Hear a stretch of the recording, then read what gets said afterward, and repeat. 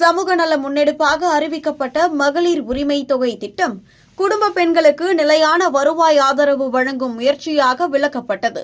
ஆனால் காலதாமதம் மற்றும் சமீபத்தில் வெளியாகும் பணவரவு தகவல்கள் இது சமூக நல நடவடிக்கையா அல்லது அரசியல் தீர்மானமா என்ற கேள்வியை முன்வைக்கின்றன. 2021ஆம் ஆண்டு மு.க.ஸ்டாலின் தலைமையில் ஆட்சி அமைந்தபோது பெண்களின் பொருளாதார சுயநிறைவை உறுதி செய்வோம் என்ற வாக்குறுதியுடன் மகளிர் உரிமை தொகை திட்டம் முக்கிய நலத்திட்டமாக அறிவிக்கப்பட்டது. தகுதியான குடும்ப தலைவி பெண்களுக்கு மாதந்தோறும் ரூபாய் 1000 வழங்கப்படும் என கூறப்பட்ட இந்த திட்டம் பெரும் எதிர்பார்ப்பை உருவாக்கினாலும் 2021லேயே வழங்குவதாக கூறப்பட்ட தொகை 2023இல் தான் நடைமுறைக்கு வந்தது என்பது குறிப்பிடத்தக்கது. இதனால் இடைப்பட்ட மாதங்களுக்கான நிதி என்ன ஆனது, அந்த காலத்தில் ஒதுக்கீடு செய்யப்பட்டதாக கூறப்பட்ட தொகை எங்கு சென்றது என்ற கேள்வி பொதுமக்கள் மத்தியில் எழுகிறது.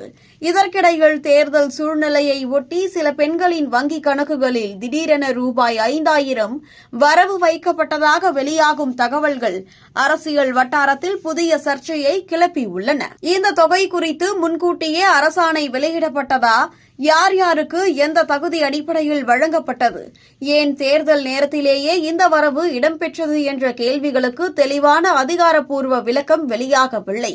ஒருபுறம் இது நலத்திட்டத்தின் விரிவாக்கம் என கூறப்பட்டாலும் மறுபுறம் தேர்தலை முன்னிட்டு எடுக்கப்பட்ட அரசியல் நடவடிக்கையா என்ற சந்தேகமும் எழுகிறது. குறிப்பாக பீகார் மாநில தேர்தல் காலத்தில் பண உதவி வழங்கப்பட்டதை ஓட்டுக்காக பணம் என விமர்சித்த அரசியல் தரப்புகள் இன்று இதேபோன்ற குற்றச்சாட்டை எதிர்கொள்ளும் நிலை ஏற்பட்டதா என்ற கேள்வியும் எதிர்க்கட்சிகளால் முன்வைக்கப்படுகிறது.